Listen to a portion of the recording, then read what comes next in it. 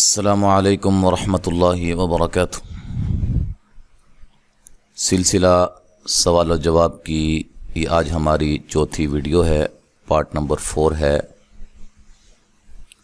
اور بہت ہی اہم سوال جو کہ صرف 2 ہیں، ان کے انشاءاللہ العزیز تفصیلی جوابات ہوں گے، لہذا تمام بھائی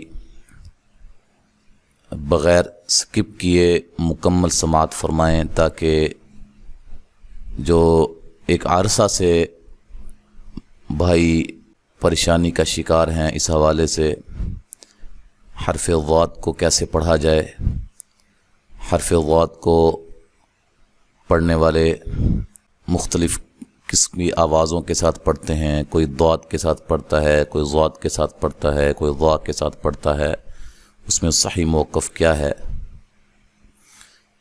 اس کا انشاءاللہ تفصیلی جواب ہوگا آسان انداز میں۔ اور اسی طرح سورۃ التوبہ کے بارے میں جو سوالات پیدا ہوتے ہیں اس حوالے سے بھی انشاءاللہ تفصیلی جواب دیں گے۔ آخر میں ایک چھوٹی سی گزارش میں آپ سے کرنا چاہتا ہوں، جو بھائی بھی ہمارے اس چینل پہ نئے ہیں، پہلی مرتبہ ہماری اس ویڈیو کو دیکھ رہے ہیں، وہ لازماً ہمارے چینل کو سبسکرائب کر لیں اور ہماری ٹیم کا حصہ بن جائیں تاکہ اسی طرح کی علمی ویڈیوز آپ کو دیکھنے کو ملیں۔ دوسری بات یہ ہے کہ اگر کسی بھی سبق کے اندر، تجوید کے کسی بھی سبق کے اندر آپ کو کسی قسم کا سوال پیدا ہوتا ہے، آپ ہمارے یوٹیوب چینل پہ ویڈیو کے نیچے کومنٹ پہ بھی سوال کر سکتے ہیں، اور اسی طرح ہمارا یہ واٹس ایپ نمبر ہے، اس پہ بھی آپ اپنا نام، علاقہ لکھ کر اپنا سوال وہ لکھ سکتے ہیں۔ سوال کی نوعیت کے حساب سے انشاءاللہ آپ کو جواب یا تو موقع پہ دیا جائے گا یا اسی طرح ویڈیوز کی صورت میں دیا جائے گا۔ لیکن جی آج ہم شروع کرتے ہیں۔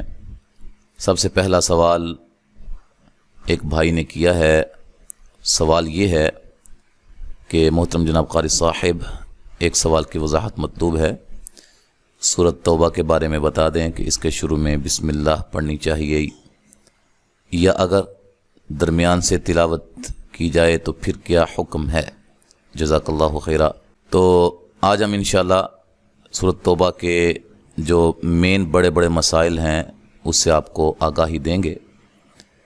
تو سب سے پہلے یہ بات یاد رکھیں، قرآن مجید کی تلاوت شروع کرتے وقت جو سب سے پہلے ضروری چیز پڑھنے والی ہوتی ہے وہ ہے استعاذہ۔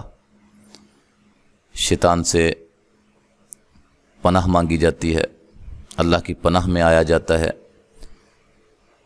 اللہ تعالیٰ قرآن مجید میں ارشاد فرماتے ہیں کہ فَإِذَا قَرَأْتَ الْقُرْآنَ فَاسْتَعِذْ بِاللَّهِ مِنَ الشَّيْطَانِ الرَّجِيمِ، جب تو قرآن پڑھنے لگے تو شیطان کی پناہ مانگ لیا کر اللہ سے۔ تو استعاذہ کا جو محل ہے، جو پڑھنے کی جگہ ہے، وہ ہے تلاوت کی ابتدا، یعنی کہ جب بھی تلاوت شروع کرنی ہے اس وقت کیا پڑھنا ہے؟ استعاذہ پڑھنا ہے۔ پھر اس کے بعد آتی ہے بسملہ۔ بسم اللہ الرحمن الرحیم کو بسملہ بھی کہتے ہیں۔ اس کا موقع محل کیا ہے؟ اس کو کہاں پڑھنا چاہیے؟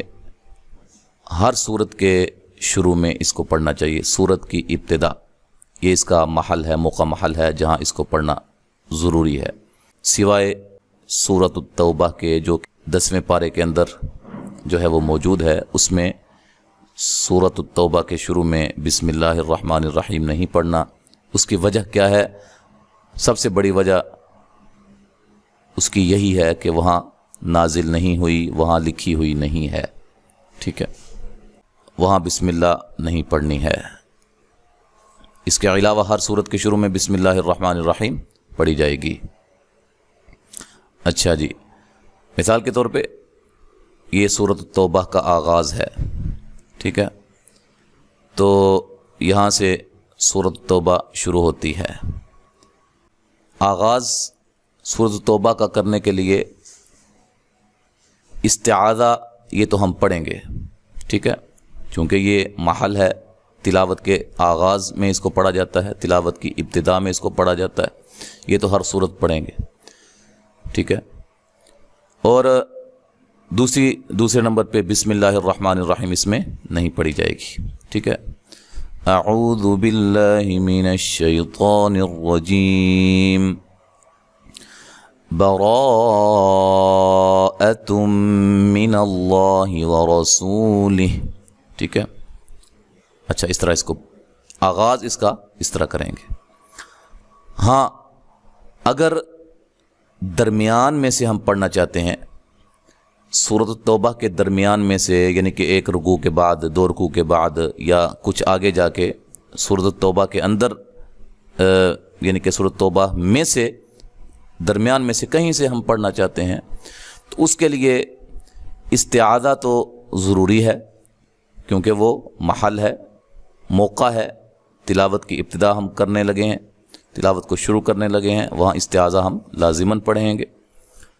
اور جو بسملہ ہے اس میں آپ کو اختیار ہوگا، ٹھیک ہے، اس میں اختیار ہوگا، آپ چاہیں تو پڑھ لیں، چاہیں نہ پڑھیں، ٹھیک ہے۔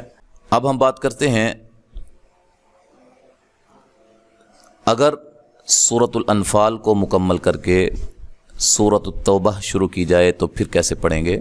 مثال کے طور پہ ہم نے تلاوت شروع کی ہوئی ہے سورۃ الانفال میں سے کہیں سے ہم، یا اس طرح سمجھ لیں کہ 10ویں پارے سے ہم آغاز کیا ہے ہم نے تلاوت کا، پڑھتے پڑھتے آپ اس کو ختم کرتے ہیں، اس کا اختتام کرتے ہیں سورۃ الانفال کا، اس کے بعد آپ سورۃ التوبہ کو پڑھنا چاہتے ہیں۔ اب اس کے اندر کیا طریقہ کار ہے، اس کی مکمل وضاحت بڑے ہی آسان انداز میں۔ سورۃ الانفال کو سورۃ توبہ کے ساتھ ملا کر پڑھتے ہیں، وہاں 3 صورتیں بنتی ہیں پڑھنے کی۔ سب سے پہلی صورت فصل کہلاتی ہے، فصل کا مطلب ہے جدا کرنا، یعنی آپ یہاں مکمل طور پہ وقف کر دیں گے، ٹھہر جائیں گے، سانس کو بھی ختم کر دیں گے، پھر اس کے بعد نئے سرے سے، نئے سانس سے اس کا آغاز کریں گے۔ مثال کے طور پہ ان اللہ بکل شیء علیم براءۃ من اللہ ورسولہ، ٹھیک ہے، یہ پہلی صورت ہے فصل۔ دوسری صورت وہ وصل کہلاتی ہے، ملا کے پڑھنا، اس کو ہم اس صورت کی آخری آیت کو سورۃ توبہ کے آغاز سے ملا کر پڑھیں گے۔ مثال کے طور پہ ان اللہ بکل شیء علیم براءۃ من اللہ ورسولہ۔ اچھا، اب اس میں کیا ہوگا، نون تنوین کا یہاں اقلاب ہو جائے گا، ٹھیک ہے، نون تنوین کے بعد با آ رہا ہے، یہاں اقلاب کا قاعدہ ہوگا، یہاں غنہ کر کے ہم پڑھیں گے علیم براء، ٹھیک ہے۔ تیسری صورت جو بنتی ہے پڑھنے کے حوالے سے وہ ہے سکتہ، یعنی یہاں آپ وقف کر دیں گے، ٹھہر جائیں گے، لیکن سانس نہیں توڑیں گے۔ جو وقف سکتہ کی تعریف میں نے پہلے بتائی ہوئی ہے، اس کو ذہن میں رکھتے ہوئے اس کو کیسے پڑھیں گے، ان اللہ بکل شیء علیم براءۃ من اللہ ورسولہ، یعنی میں نے آواز کو ختم کیا، وقف کیا، وقف کے انداز میں آواز کو ختم کیا، لیکن سانس کو برقرار رکھا، اور اسی سانس میں سورۃ التوبہ کا آغاز کیا۔ یہ ہے سورۃ الانفال سے پڑھتے پڑھتے ہم سورۃ توبہ کو بھی ساتھ پڑھتے ہیں، تو اس کا کیا طریقہ کار ہے، کیسے ہم پڑھیں گے۔ اب ہمارا دوسرا سوال ہے جو کہ ہمیں ایک بھائی نے کیا یوٹیوب سے، محمد عظیم صاحب نے، کہ قاری صاحب ذات کو ادا کرنے کے لیے تھوڑی وضاحت سے رہنمائی فرما دیں۔ تو آج میں آپ کو آسان انداز میں، آسان فہم انداز میں حرف ذات کے حوالے سے انشاءاللہ تعالی چند باتیں بتاؤں گا۔ تو حرف ضاد یہ ایک مستقل حرف ہے، حروف تہجی میں سے، حروف تہجی جو کہ عربی کے حروف تہجی ہیں، ان کی تعداد 29 ہے۔ ان میں سے یہ جو حرف ضاد ہے یہ ایک الگ سے ایک مستقل حرف ہے، ٹھیک ہے، اس کا ایک اپنا مخرج ہے، اپنے ایک نکلنے والی جگہ ہے، ٹھیک ہے، جہاں سے یہ ادا ہوتا ہے۔ یہ کیسے ادا ہوتا ہے، اس کی الگ سے صفات ہیں جو اس کے اندر پائی جاتی ہیں، ٹھیک ہے۔ ہم اس کو کسی حرف کے ساتھ مکس نہیں کریں گے۔ اچھا، اب ہوتا کیا ہے کہ حرف ضاد کو 4 مختلف حروف کے مشابہ یا بالکل سیم پڑھا جاتا ہے ان کی طرح۔ وہ 4 حروف کون سے ہیں؟ سب سے پہلے ذال، حرف ضاد کو زا کے مشابہ بھی پڑھا جاتا ہے، زا کی طرح پڑھا جاتا ہے، ٹھیک ہے۔ ضاد، اس کو زاد کہا جاتا ہے، زاد، ٹھیک ہے، اس کو یہاں ضاد کہا جاتا ہے، ضاد، ضاد، یہ بھی غلط ہے، یہ بھی غلط ہے۔ تیسرا جو حرف ہے وہ ہے ضا، ضاد کو بالکل اسی طرح سیم ضا کی طرح پڑھا جاتا ہے، یہ بھی غلط ہے۔ اچھا، چوتھے نمبر پہ جو حرف ہے دال ہے، ضاد کو دال کی طرح پڑھا جاتا ہے، یہ بھی بالکل غلط ہے۔ اچھا، اب ہم آپ کو مثالوں کے ساتھ سمجھائیں گے کہ حرف ضاد کو اگر دال کے ساتھ پڑھا جائے تو اس کا معنی کیا ہو جاتا ہے، حرف ضاد کو زا کے ساتھ پڑھا جائے معنی میں کیا تبدیلی آتی ہے، ضا کے ساتھ پڑھا جائے کیا تبدیلی آتی ہے، دال کے ساتھ پڑھا جائے کیا تبدیلی آتی ہے۔ یعنی حرف ضاد کو اگر اس کے اپنے مخرج سے بما صفات سے ادا کیا جائے تو جو اس کا اپنا معنی ہے وہی رہتا ہے۔ اگر ہم حرف ضاد کو ذال، زا، وا اور دال کے ساتھ چینج کر دیں تو معنی کے اندر تبدیلی کیا واقع ہوتی ہے، مثالوں کے ساتھ بات کو ہم واضح کرتے ہیں۔ یہ دیکھیں، یہ ہے واللہ، ضاد کے ساتھ، اس کا معنی کیا ہے، وہ گمراہ ہوا۔ یہ فرض کریں ماسٹر ہے، اصل ہے۔ اچھا، اب ہم اگر ضاد کو ذال کے ساتھ پڑھتے ہیں، ضاد کو ذال کے ساتھ پڑھتے ہیں، کیسے؟ واللہ کی بجائے کیا پڑھتے ہیں؟ ذلہ، ہاں، ذلہ پڑھ دیتے ہیں۔ اس کا مطلب کیا ہے؟ وہ ذلیل ہوا۔ اچھا، اگر ہم واللہ کو زا کے طرح پڑھتے ہیں، واللہ کی بجائے ذلہ، ٹھیک ہے، تو ذلہ کا مطلب کیا ہوتا ہے؟ وہ پھسلا، ٹھیک ہے۔ پھر اس کے بعد واللہ کو ہم اگر خالص وا کی طرح پڑھتے ہیں تو معنی کے اندر کیا تبدیلی آتی ہے؟ یہ دیکھیں، واللہ کا مطلب ہے سایہ۔ اچھا جی، اگر ہم واد کو خالص دال کے ساتھ پڑھتے ہیں، مثلا واللہ کی بجائے دلہ پڑھ دیتے ہیں، تو اس کا مطلب کیا ہے؟ اس نے دلیل دی یا اس نے رہنمائی کی۔ اب یہاں ایک فیصلہ جو آپ سے میں پوچھنا چاہتا ہوں، آپ خود کریں گے۔ دیکھیں، اگر ہم نے ضاد کو ذال کی طرح پڑھ دیا تو یہ معنی چینج ہو گیا، واللہ کے بجائے یہ بن گیا۔ اسی طرح زا کی طرح پڑھا تو یہ معنی، ٹھیک ہے، ضا کی طرح پڑھا تو یہ معنی ہو گیا، دال کی طرح پڑھا تو یہ معنی ہو گیا۔ تو لہذا کیا ثابت ہوا کہ حرف ضاد کو، جو کہ ایک مستقل حرف ہے، اس کو اپنے مخرج سے اور اس کے اندر جو پائی جانے والی صفات ہیں ان کو مد نظر رکھتے ہوئے پڑھیں گے تو پھر واللہ ہوگا اور اس کا مطلب ہوگا وہ گمراہ ہوا۔ انشاءاللہ مزید آگے جا کے اس کی وضاحت کریں گے۔ اچھا، ہم اب بات کرتے ہیں حرف ضاد کی غلط ادائیگیاں جو پاک و ہند یا عرب قراء میں پائی جاتی ہیں۔ اب یہاں ایک یہ چیز آئی ہے، اس سے کافی لوگ پریشان ہوں گے کہ عرب قراء کے اندر بھی، جی اس میں ایک بات یاد رکھیں کہ غلطی ہوتی ہے، چاہے وہ عجمی کرے یا عربی، ٹھیک ہے، غلطی ہی ہوتی ہے۔ اچھا، اب یہ نہیں ہے کہ وہ اہل زبان ہیں تو ان سے غلطی اس طرح کی سرزد نہیں ہو سکتی ہے، وہ غلطی نہیں کر سکتے ہیں۔ اہل زبان ہونے کے باوجود بھی ہم سے، چونکہ ہماری زبان جو ہے وہ اردو ہے، ہم اردو میں بھی بڑی غلطیاں کرتے ہیں. یہاں میں مثالیں نہیں دوں گا، مزید بات جو ہے وہ لمبی ہو جائے گی، صرف آپ کو میں نے سمجھانے کے لیے بات کی ہے. اچھا، اب اس میں کیا غلطیاں ہوتی ہیں جو کی جاتی ہیں؟ تو سب سے پہلی جو غلطی ہوتی ہے وہ ہے خالص دال کی طرح ضاد کو پڑھا جاتا ہے. خالص دال کی طرح، یہ پاک و ہند کے اندر اکثر اساتذہ اپنے بچوں کو پڑھاتے ہیں. اچھا، یا دال مفخم کی مانند ضاد کو پڑھا جاتا ہے. ٹھیک ہے، موٹی دال کی طرح آواز آتی ہے.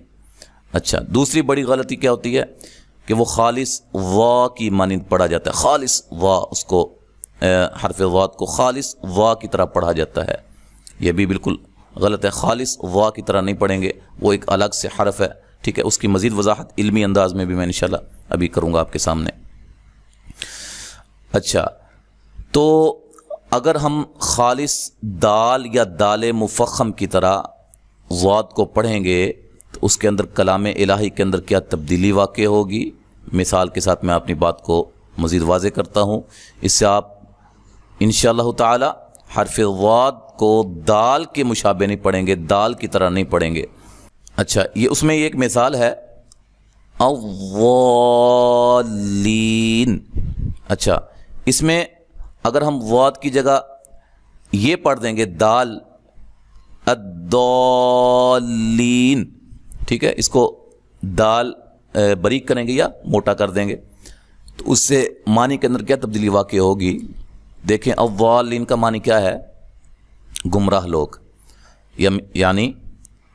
یعنی ہم سورۃ الفاتحہ کے آخر میں پڑھتے ہیں غیر المغضوب علیہم ولا الضالین. اے اللہ، ان لوگوں کا راستہ ہمیں نہ دکھلانا جن پر تیرا غضب نازل ہوا ہے، اور یا وہ جو گمراہ ہوئے ہیں. یعنی کہ اس کا مطلب کیا ہے؟ گمراہ لوگ. اگر ہم ضاد کی جگہ دال پڑھ دیں گے تو اس کا مطلب کیا ہوگا؟ راہ دکھلانے والے. یعنی اے اللہ، ان لوگوں کا ہمیں راستہ نہ دکھلانا جو راہ دکھلاتے ہیں. آپ اندازہ لگائیں، بالکل برعکس معنی پیدا ہو گیا، اپوزٹ جو ہے وہ معنی پیدا ہو گیا. کلام الہی کے اندر کتنی واضح تبدیلی آ گئی. دوسری مثال قرآن مجید کے اندر سورۃ الضحیٰ کے اندر آتا ہے وَلَسَوْفَ يُعْطِيكَ رَبُّكَ فَتَرْضَىٰ. اچھا، یہاں ضاد ہے، اگر ہم اس کو فتردا پڑھ دیں گے، یہ سورۃ طٰہٰ کے اندر آتا ہے، سورۃ طٰہٰ کے اندر. اچھا، تو کیا ہوگا؟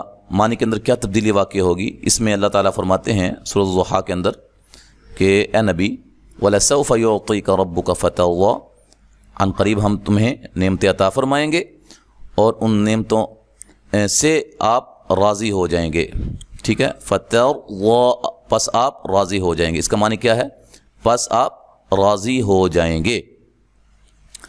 نعوذ باللہ من ذالک، اگر ہم یہاں ضاد کی جگہ دال پڑھ دیتے ہیں، فترضیٰ کی بجائے فترضیٰ پڑھ دیتے ہیں، فترضیٰ، تو اس کا معنی کیا ہوتا ہے؟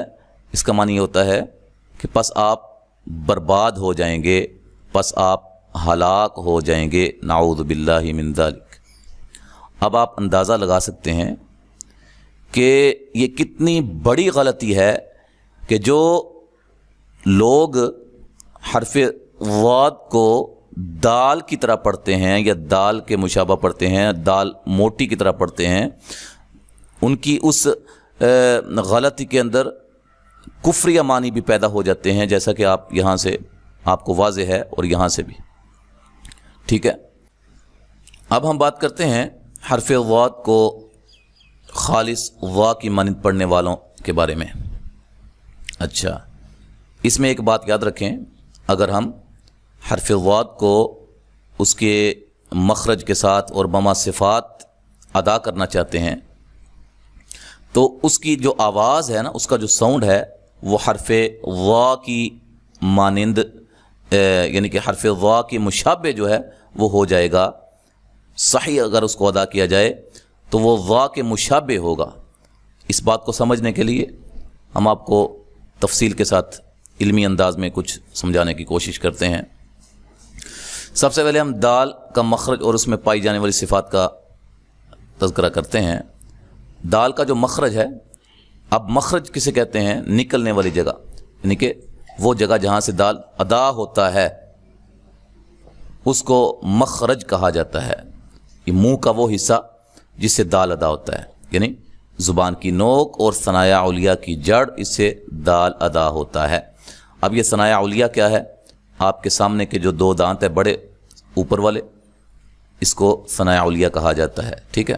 اس کی جڑ سے زبان کی نوک لگتی ہے، وہاں سے دال ادا ہوتا ہے۔ اچھا، اس کے اندر جو پائی جانے والی صفات ہیں وہ کون کون سی ہیں؟ نمبر 1 جہر، شدت، استفال، انفتاح، اصمات، قلقلہ۔ یہ جو صفات ہیں یہ کس کے اندر پائی جاتی ہیں؟ دال کے اندر پائی جاتی ہیں۔ اچھا، اب ہم بات کرتے ہیں حرف ضاد اور وا کے اندر پائی جانے والی صفات کی۔ حرف ضاد کے اندر جو پائی جانے والی صفات ہیں وہ آپ ملاحظہ فرمائیں: جہر، رخوت، استعلاء، اطباق، اصمات، استطالت۔ یہ جو صفات ہیں یہ حرف ضاد کے اندر پائی جاتی ہیں۔ اب جو وا کے اندر پائی جانے والی صفات ہیں اس کو بھی آپ دیکھیں: جہر، رخوت، استعلاء، اطباق، اصمات۔ اب آپ یہاں خود ہی فیصلہ کر سکتے ہیں۔ دیکھیں، اگر حرف ضاد کو دال کی طرح پڑھا جائے، مخرج کی ہم بات نہیں کرتے ہیں، صفات کی بات کر رہے ہیں، اگر ہم حرف ضاد کو دال کی طرح پڑھیں تو دال کے اندر جو پائی جانے والی صفات ہیں صرف ایک صفت ایسی ہے جو حرف ضاد کی صفات کے ساتھ مشابہ ہے، وہ جہر ہے۔ باقی جتنی بھی صفات ہیں دال کے اندر، کوئی بھی صفت ایسی نہیں جو حرف ضاد کے اندر پائی جائے۔ لہذا کتنا بڑا یہاں یعنی کہ کتنی بڑی جدائی ہے کہ یہ صفات جو دال کے اندر پائی جاتی ہیں ان میں سے سوائے جہر کے کوئی بھی صفت ضاد کے اندر نہیں پائی جاتی۔ لہذا حرف ضاد کو دال کی طرح پڑھنا بالکل 100% غلط ہے۔ اچھا، دوسری بات، اب وا کو ہم دیکھتے ہیں، اس کا موازنہ وا کے ساتھ کرتے ہیں۔ اب وا کے اندر جو پائی جانے والی صفات ہیں دیکھیں: جہر، اوپر بھی جہر ہے، رخوت، استعلاء، اطباق، اصمات۔ یعنی کہ وا کے اندر پائی جانے والی ساری صفات بالکل حرف ضاد کے اندر بھی اسی ترتیب کے ساتھ پائی جاتی ہیں۔ لہذا صرف جو فرق ہے حرف ضاد کو وا سے الگ کرنے والی جو صفت ہے وہ ہے صفت استطالت، ٹھیک ہے؟ یہ جو صفت ہے یہ الگ کرتی ہے، ممتاز کرتی ہے حرف ضاد کو بالکل وا کی طرح پڑھنے میں، یعنی کہ حرف ضاد کو بالکل وا کی طرح نہیں پڑھیں گے۔ اچھا، باقی جتنی بھی صفات ہیں بالکل سیم ہیں۔ اس سے کیا ثابت ہوا کہ اگر آپ حرف ضاد کو بالکل اس کے مخرج سے بما صفات ادا کریں گے تو اس کا جو ساؤنڈ ہے، اس کی جو آواز ہے وہ حرف ضا کے مشابہ ہو جائے گی، نہ کہ دال، ذال، زا کے مشابہ ہوگی، ٹھیک ہے؟ اچھا، اب ہم صرف ایک قول یہاں بیان کرتے ہیں، کافی اقوال موجود ہیں اس حوالے سے۔ تمام مکتبہ فکر کے جو بڑے بڑے قراء ہیں وہ ان کی جو ہے فتاوی جات موجود ہیں۔ اگر حرف ضاد کو صحیح ادا کیا جائے تو اس کی آواز حرف ضا کے مشابہ ہو جاتی ہے۔ اس طرح کے کافی جو ہے وہ فتاوی جات موجود ہیں، لیکن ہم صرف بات کریں گے علامہ جزری رحمۃ اللہ علیہ۔ کون؟ قرات کے ابتدائی طلباء جو بھی قرات کے ساتھ اٹیچڈ ہیں، جتنے بھی لوگ قرات کو سمجھتے ہیں، تجوید کے بارے میں، تجوید انہوں نے پڑھی ہے یا تجوید کے بارے میں جانتے ہیں، مدارس کے اندر روایت حفظ میں سب سے آخر میں جو کتاب پڑھائی جاتی ہے وہ علامہ جزری رحمہ اللہ کی کتاب المقدمۃ الجزریہ ہے، جو کہ آخری کتاب ہوتی ہے، اس کو پڑھا کر پھر سند فراغت دی جاتی ہے، ٹھیک ہے؟ ان کے نام سے کوئی بھی قرات کا اسٹوڈنٹ جو ہے وہ یہ نہیں ہے کہ وہ واقف نہیں ہے، ہر بندہ ان کے نام سے واقف ہے۔ بہت بڑے قرات کے ایک امام ہیں، تجوید و قرات کے امام ہیں، انہوں نے بہت سی کتابیں لکھی ہیں۔ انہوں نے اپنی ایک کتاب التمہید کے اندر یہ فرمایا ہے، توجہ کے ساتھ اس عبارت کو پڑھیں، کہ یہ حرف مشکل الادا ہے۔ کون سا؟ حرف ضاد۔ اسی لیے لوگوں میں مختلف قسم کی ادائیگی سننے میں آتی ہے، لیکن بہت کم ایسے لوگ ہیں جو اس کو صحیح ادا کر پاتے ہیں، کیونکہ وا اور ضاد صفت استطالت کے سوا باقی تمام صفات میں مشترک ہیں۔ وا اور ضاد صفت استطالت کے سوا باقی تمام صفات میں مشترک ہیں، اکٹھے ہیں۔ آگے بات جو ہے وہ توجہ کے ساتھ دیکھیں کیا لکھا انہوں نے، کہ اگر صفت استطالت نہ ہوتی اور دونوں کے مخرج میں اختلاف نہ ہوتا تو حرف ضاد بالکل وا ہوتا، ٹھیک ہے؟ یعنی کہ یہ علامہ جزری رحمہ اللہ تعالیٰ کا قول میں نے آپ کے سامنے بیان کیا ہے، اس سے آپ فیصلہ کر سکتے ہیں، ٹھیک ہے، کہ حرف ضاد کو اگر صحیح ادا کیا جائے اس کے مخرج بما صفات سے، تو اس کا جو ساؤنڈ ہے، اس کی جو آواز ہے، وہ حرف ضا کے مشابہ ہو جاتی ہے۔ بالکل حرف ضا کی طرح اس کو نہیں پڑھنا، حرف دال کی طرح تو بالکل نہیں پڑھنا، ٹھیک ہے؟ اسی طرح ذال، زا، وا، ٹھیک ہے، اس دال، یہ چاروں حروف کی طرح جو ہے وہ حرف ضاد کو نہیں پڑھا جائے گا۔ وہ پڑھنے والا خواہ وہ عربی ہو یا عجمی ہو، وہ غلطی ہے، وہ غلطی کرنے والا میں ہوں یا کوئی بھی ہو۔ بات کی سمجھ آ رہی ہے نا؟ تو اس لیے یہ جو مسئلہ ہے جو حرف ضاد کے حوالے سے میں نے آپ سے تفصیلی گفتگو کی ہے، امید ہے انشاءاللہ آپ کی کافی جو ہے وہ آپ کے اشکالات جو آپ کے ذہن میں ہوں گے وہ اس سے دور ہو گئے ہوں گے۔ اللہ تعالیٰ سے دعا ہے کہ اللہ ہمیں قرآن مجید کو کما حقہ پڑھنے کی اور پھر اس پر عمل کرنے کی توفیق عطا فرمائے۔ السلام علیکم ورحمۃ اللہ وبرکاتہ۔